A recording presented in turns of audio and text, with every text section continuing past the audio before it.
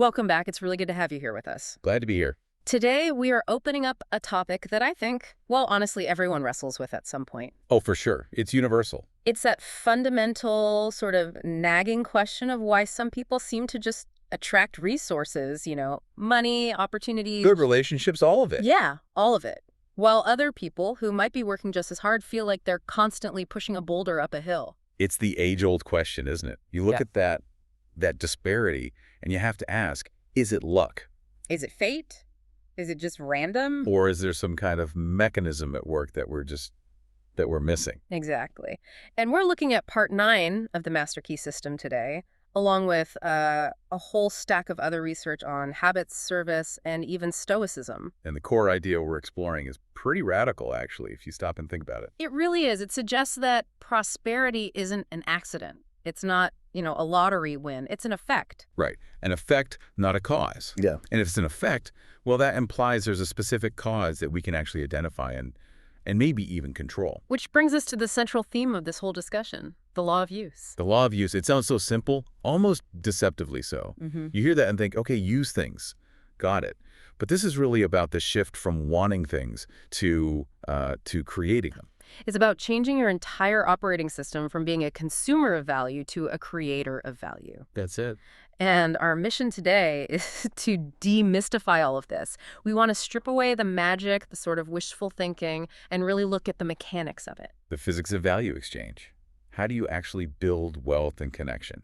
No slough, just the mechanics. If this episode helps you, please hit like and subscribe for the next one. So let's start right there with that core concept, the law of use.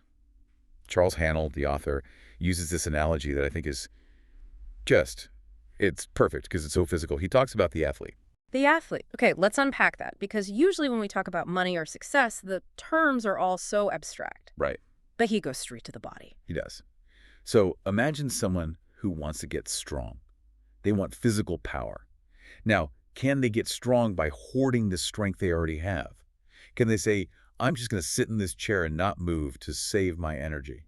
No, of course not. That feels completely intuitive to us now. If you just sit there for months, you don't save your strength. You lose it. You lose it. You atrophy. Exactly. The muscles wither.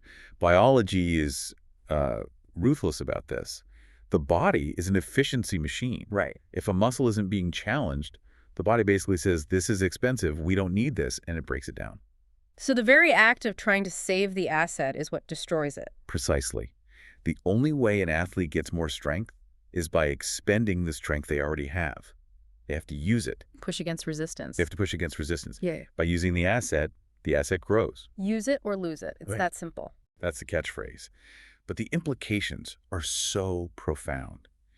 And Haanel argues that this exact same principle applies to every form of power, including financial power. Okay. He says the financier who wishes to make money must make use of the money he has. Which is so interesting, because I think a lot of us have this scarcity mindset where we think, I need to hold on to every single penny, hide it under the mattress. We treat it like this finite pile of gold that someone's trying to steal. But you're saying that possession without use leads to stagnation. And loss. Eventually loss. I mean, think about it. If you bury money in the ground, what happens? Well, literal nothing. But in real terms, inflation just eats it away. Exactly. It loses purchasing power. It shrinks. It effectively atrophies, just like that unused muscle. But if you put that money into circulation, you invest it in a business or in your own education, something that helps others, it has the potential to come back multiplied. So money is like a current. It has to flow. It has to flow. The word currency literally comes from that idea of a current. I never thought of that. If you stop the flow, you stop the growth. You build a dam, and the water just goes stagnant. And this connects to a really big idea in the text, this concept of the infinite supply. Yeah, I saw that phrase. The infinite is not a bankrupt. That's one of my favorite lines. The infinite is not a bankrupt. Now, I want to be careful here because this can sound a little abstract, a little woo-woo. a little bit like the universe will provide, which can lead to people just, sitting on the couch waiting for a check to arrive in the mail. Right, and that is definitely not what he's saying. Not at all. When he says the infinite is not a bankrupt, he's making a point about the source of value. Think about ideas. Think about creativity. Is there a limit on how many songs can be written? No. Is there a limit on how many solutions to a problem can be imagined? No. Those are theoretically endless. Exactly. That is the infinite supply. It's the realm of ideas, innovation, service. There is no shortage of problems to solve in the world, and therefore no shortage of value to be created. So if I'm struggling financially, it's not because the world ran out of money. Right? It's not a supply problem, it's a distribution problem. Mm. Or, more specifically, it's a channel problem. A channel problem. If there's a lack, it's because the channel of distribution between you and that infinite supply is blocked or imperfect somehow. And the law of use is how we clear that channel. The law of use is the pump. It's what keeps that channel open and flowing. When you're constantly creating value, constantly serving, constantly using your talents, you're signaling that you're a functional part of the whole system. And resources flow to you to keep that function going. I want to pause on this idea of the channel because it connects to something else, this bridge between the mental world and the physical world. Yes, this is crucial. We tend to think of them as totally separate. You know, I have my thoughts, they're private, and then there's the real world, which is hard and concrete. But Hanel seems to be saying the law of use is the bridge between them. That is a brilliant way to put it. Think about it. An idea exists in the world within. It's just a thought, a synapse firing. I could build a table. I could write a song. I could help that person. It's potential energy. Purely potential. But it stays potential until you do something. Until you use the mechanism of your body and your will to translate it into the world without. Action. Labor. That's the law of use in motion. It's the act of birthing the idea into reality. And the text talks about how this universal mind is just static potential until we act on it. Yes. It says the universal is seeking to express itself. It wants to be of service, but it needs a channel. And we are the channel. You are the channel. When you have an idea and you don't act on it, you're clogging the channel. You're frustrating that creative urge. That sounds almost spiritual, but it's also just physics. Entropy says everything moves toward disorder. The only thing that creates order, a house, a business, a relationship, is the injection of focused energy. Exactly. Labor and use are the anti-entropy forces. I mean, if you stop using a house, what happens to it? It falls apart. The roof leaks. Weeds take over. It just decays. Right. Possession isn't enough. You can own the house, but if you don't use it and maintain it, you lose it. The law of use is the only thing keeping the world from falling apart. Okay, so let's get into the nitty-gritty of service. Because that word, I don't know, it can feel a bit heavy sometimes. Or people associate it just with charity. You know, I have to give everything away to be a good person. Right. The martyr complex. But in this context, we're redefining it, aren't we? We are. We are redefining both prosperity and service completely. Hanel is very clear. Wealth is a product of labor. Capital is a servant, not a master. Meaning money is just the tool. It's the scoreboard or maybe the fuel. But it's not the engine. The engine is labor. The engine is value creation. And by labor, we don't just mean digging ditches. We mean any form of value creation. There was this story from Swami Mukundananda in our research that illustrates this just beautifully. It's the analogy of the human hand. Oh, I liked this one. It really makes you visualize the whole connection. But I have to play devil's advocate for a second. Please. This analogy compares us to a body part. And I think a lot of people, especially today, recoil at that. We're individualists. We want to be the whole show, not just some hand. That's a very modern, very Western reaction, isn't it? Yeah. I am an island. But let's just look at the biology for a second. Think about your hand. Its entire existence, its whole biological function, is to serve the body. Right. It lifts food to the mouth, it cleans the skin, it carries water, it defends the face. It's constantly working for the benefit of the whole organism. It's a service machine. Now, imagine if the hand suddenly developed its own little ego. Imagine it said, you know what? I'm tired of this. I'm tired of doing all the work while the stomach just sits there. I want to be independent. Cut me off. I'm going to take care of myself. I'll hoard my own blood and energy. That would be a disaster. It would be fatal. For the hand, the moment you sever the hand from the body because it wants to hoard its resources, the hand dies. It rots. It loses its blood supply, its nerve connection, everything. It ceases to be a hand. That is a powerful image. Because if we apply that to us as individuals in an economy... We are the hand. We're part of a larger body. The economy, the community, humanity. We only prosper when we stay connected to that whole. And our connection is our service. The moment we try to just extract value without contributing value, we are literally cutting off our own circulation. So selfishness in this model is actually a form of self-sabotage. Biologically and economically, yes. And to your point about individualism, you actually find your highest individuality through your unique function. A hand is most hand-like when it's grasping and building. If it stops doing that, it becomes just a lump of meat. It loses its very identity. So we aren't losing ourselves in service, we're actually defining ourselves by it. We are actualizing ourselves. Okay, but let's ground this. What does service look like in plain English? We're not literally hands on a giant torso, we're people with jobs and bills. In plain English, service is solving problems. Solving problems. That's it. That's the definition of success in the modern world. One of the sources explicitly said, success is sometimes defined as the ability to solve problems. I think a lot of us try to avoid problems, though. We want the easy job, the passive income, the 4-hour work week without the work. And that's the trap. If you really look at the most successful people, they're the ones who seek out the biggest, ugliest problems to solve. The source material makes a great point here. A job without glitches to resolve is no job at all. That's so true. If everything ran perfectly, they wouldn't need to pay you to be there. An algorithm would just take over. Exactly. The glitches are your job security. The problems are your opportunity to apply the law of use. If you're sitting there complaining, oh, why is this so hard? Why is this client so difficult? You're missing the entire point.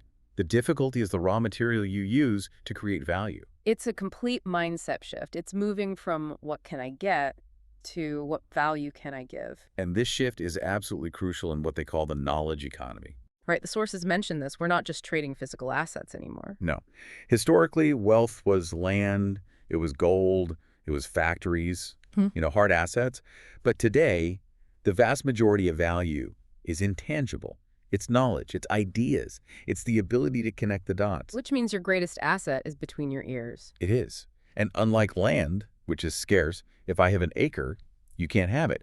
Knowledge works on a principle of abundance. Right. If I have an idea and I share it with you, now we both have the idea. It hasn't diminished at all. It has multiplied. And that connects right back to the law of use. The more you use your mind, the more ideas you share, the sharper you get. You don't run out of creativity by being creative. You generate it. You become a generator. And this is where that infinite supply idea becomes very, very practical.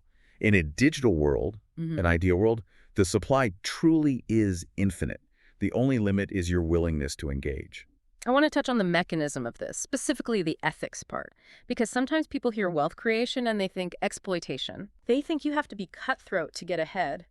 They picture the billionaire who steps on everyone to get to the top. But our sources are arguing the exact opposite. This is where it gets really interesting. Right. Emerson called this the law of compensation. He said, if riches increase, they are increased that use them. But he also implies that nature hates shortcuts. Shortcuts? You mean trying to get the reward without doing the work? Right. The input versus output equation. You can't get something for nothing. Eventually, the universe or the market, it balances the books. The source material mentions integrity as wealth. Yes. Hanel argues that the channel of supply must be open. If you engage in unethical behavior, if you use what he calls sharp practices. An old-fashioned way of saying scamming people. Exactly. You might get a temporary gain, a quick hit of cash. Yeah. But you've damaged the channel. You've severed the hand. You have. Yeah. Because fundamentally, cheating is based on a belief in lack. You cheat because you think there isn't enough to go around, so you have to steal someone else's share. That mindset of scarcity cuts you off from the creative power of the infinite. You stop creating and start competing. And that negative kind of competition, it just shuts down the flow. So true wealth requires a clear conscience. It requires alignment. You have to believe that you're providing fair value for what you're receiving. That confidence is what allows you to act boldly. If you know deep down that you're a scammer, you live in fear of being found out. That fear is a blockage. There's a great distinction in the notes here between the genie mentality and the gardener mentality. Oh, this is essential. Break that down for us. The genie mentality is what we see everywhere in modern marketing. Click this button and get rich overnight. Take this pill and lose weight instantly. Right. It's the desire for the result without any of the process. It's magic. It's childish, really. And the gardener mentality. The gardener comes from Epictetus, the Stoic philosopher. He says, nothing important comes into being overnight. Even grapes and figs need time to ripen. If you want a fig now, I will tell you to be patient. Exactly.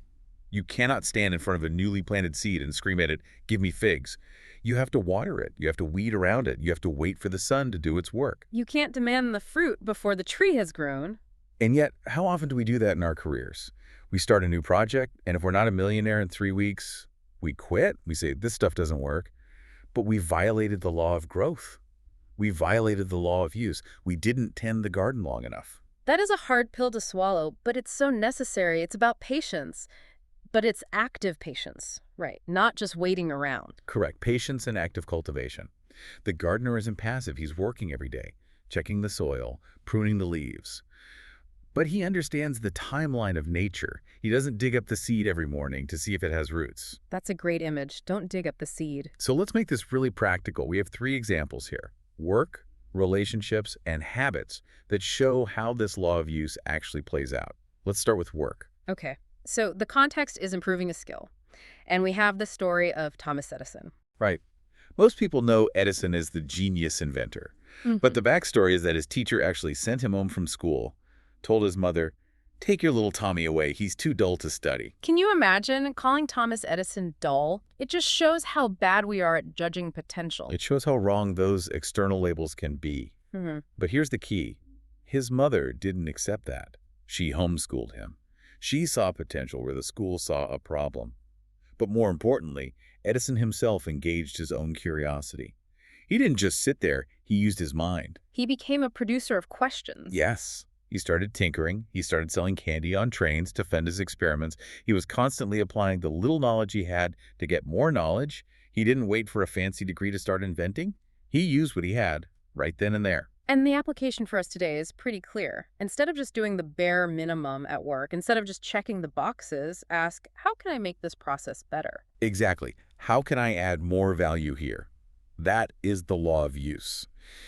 If you're a receptionist, don't just answer the phone.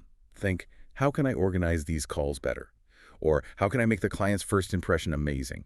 You expand the role by using your capacity. And that expansion eventually leads to a promotion or new opportunities or starting your own thing. It has to, because value can't be hidden forever. If you're generating more heat than the container can hold, you'll eventually outgrow the container. Okay, let's talk about the second example, relationships.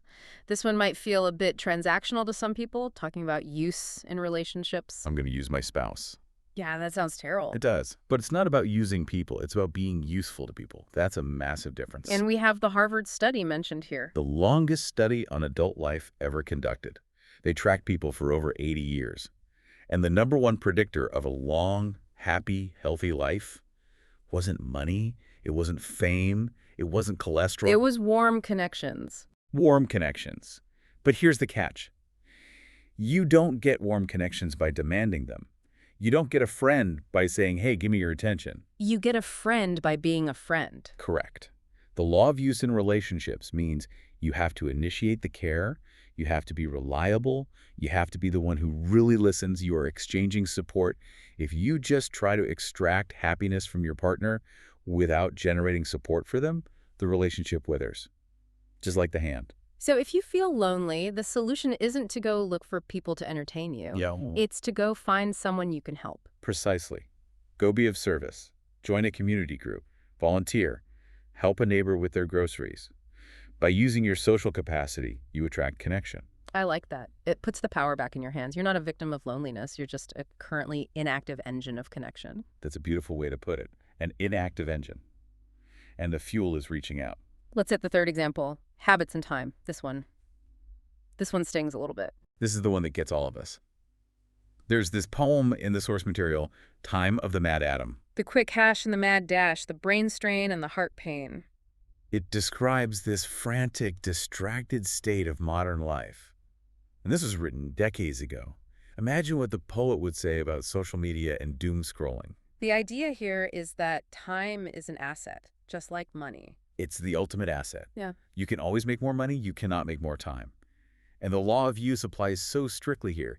If you leak your time on distraction, on low-value activities, you are violating the law. You're taking a precious resource and just throwing it into a void. And what you waste, you lose. You don't just lose the hour. You lose the momentum you could have built in that hour.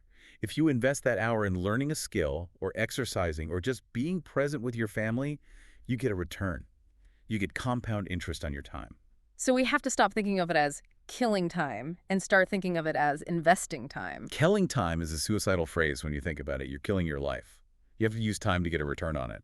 Okay, that's a serious wake-up call. So we have the theory, we have the examples. I want to get really practical now. We have a guided exercise in the outline called the use and increase practice. This is a great way to ground everything we've talked about. It turns the philosophy right into action. Let's walk through it. So if you're listening, if you can, take a second to actually do this mentally with us, or just pause if you need to. Okay, step one. Identify one asset you already have. Just one. Doesn't have to be $1 million. It could be a specific skill. Maybe you're good at organizing things. It could be a block of free time, say 30 minutes tonight. It could be a connection you have or a tool you own. Okay, I've got mine. I'm thinking of a skill. I'm pretty good at clarifying messy information. Perfect. Step two. Decide one specific way you can use that asset today to create value for someone else. Not for you, for someone else. Okay. So I could find a colleague who I know is drowning in data and just offer to summarize it for them. Excellent. That's value creation. You're taking your asset and putting it into circulation. Now, step three. Choose one small service action to complete. This is the execution of step two. Do the thing. Send the email. Yeah. Fix the broken item. Make the call. Just do it. Action completes the circuit. Without action, it's all just a daydream. It is. And finally, step four. Remove one contradiction. Ooh, this is the cleanup step. I like this. Yes, identify where you're hoarding or wasting a resource. Where are you contradicting your desire for prosperity? Are you doom scrolling for an hour? That's wasting the asset of attention. Are you procrastinating on a promise? That's wasting the asset of trust. Stop it, just for today. That feels manageable, just for today. And then close with a simple commitment, a calm mental statement. I am a channel of value. I use what I have to create what I need. I'm a channel of value. I use what I have to create what I need. That feels sturdy. It is sturdy. It anchors you in your own agency, your own power. I want to pivot now to the things that trip us up. Because even with the best intentions, we fall into these traps. We have a list of common mistakes here. Let's run through them so people can spot them in their own lives. Okay, the first one is the most common. Wanting without creating. The entitlement traps. Totally. I deserve a raise. I deserve a better relationship. Okay, but what have you created to warrant that? You have to focus on the input, the labor, the service, not the output, which is the reward. The output is just a lagging measure of the input. Mistake 2. Trying to get without giving value. This is the merchant analogy. Imagine a shopkeeper who just stands at his door and yells, "Throw money at me, but I'm not giving you any bread or milk until you pay." He'd go out of business in a day. Instantly. But we do this mentally all the time. We wait for the world to give us validation before we give the world our best effort. It works the other way around. You have to send the goods out first for the money to come in. Mistake 3. Inconsistent effort. This goes right back to the fig tree. You water the tree on Monday, ignore it for 3 weeks, then give it a splash on Friday and get mad there are no figs. This whole gardening thing is a scam. Right? Daily action. It doesn't have to be massive, but it has to be consistent. Compound interest needs time and continuity to work its magic. If you keep interrupting the compounding, you reset the clock to 0 every time. Mistake 4. Thinking you have nothing to give. I think a lot of people feel this. They think, I'm not rich, I'm not a genius, what can I possibly do? And that is a complete lie of the scarcity mindset. Everyone has attention to give. Everyone has kindness. Everyone has some physical energy. Everyone has the ability to learn something new. Start with what you have, no matter how small. If you use that small asset, it will grow. If you hide it because you think it's too small, it vanishes. And mistake 5. Hoarding ideas or assets out of fear. If I share my great idea, someone will steal it. The law of use says motion creates growth. Stagnation brings decay. If you hold on to an idea too tightly, you suffocate it. Ideas need light and air and collaboration to grow into something real. It really seems like fear is the root of almost all of these mistakes. Fear of lack. Fear is the blockage in the channel. Confidence or faith in the law is what opens it. I want to circle back to one thing you mentioned earlier about the time gap, because I think that is where most people quit. They plant the garden, they water it for a week, they don't see the fig, and they just walk away. Yes, the delay, the lag between cause and effect. How do we handle that delay without losing our minds? You handle it by falling in love with the process, not just the result. If you enjoy the act of gardening, the figs are a wonderful bonus. If you hate gardening and you only want the fig, that wait is going to be torture. So find work where the use itself is satisfying. Exactly. Or find a way to find satisfaction in the service you're providing right now. If you can take pride in the order out of chaos you're creating, The delay doesn't sting as much. You know the value you're creating is real, so you can trust that the return is inevitable. That's the scientific aspect of all this, isn't it? We don't wake up wondering if gravity will work today. No. We don't worry that if we drop a pen, it might float up to the ceiling. We rely on the law, we trust it, and Hanel wants us to have that same reliance on the law of compensation and the law of use. He wants us to know, with a kind of mathematical certainty, that if we provide real value, the return must come. So as we start to wrap our heads around this, let's do a quick recap. What are the big takeaways? First, prosperity is a result. It's an effect of labor and value creation. It is not a lottery ticket. Next, the law of use. What you use strengthens. What you neglect atrophies. Use it or lose it. Third, service simply means solving real problems for other people. That's the definition. Fourth, you must give value before you can receive a reward. Input always leads to output. Fifth, integrity keeps the channel of supply open. Unethical behavior just blocks the flow. Sixth, small, consistent service actions compound over time. That's the gardener mentality. And finally, you are the architect of your own conditions through the value you provide. You are not a victim of the economy. You are an active participant in it. That is really empowering. It takes all the mystery out of it and puts the responsibility and the power right back in our hands. And that is what this work is all about. Self-reliance through understanding the law. Next time, we're going to take this a step further. We're going to look at opportunities and right action. It's the natural follow-up. Once you're ready to serve, once you're creating value, how do you spot the open door? How do you know which opportunity is the right one to take? That is going to be good. Because sometimes the door is wide open and we just walk right past it because we don't recognize it. We do. We need to train our eyes to see. Well, I feel ready to go use some assets today. I hope you listening do too. Thank you for giving us your time today. That is an asset you invested with us, and we really appreciate it. Absolutely. Thank you. Thanks for being here. If you want the full series, check the playlist, and please like and subscribe so you don't miss the next episode.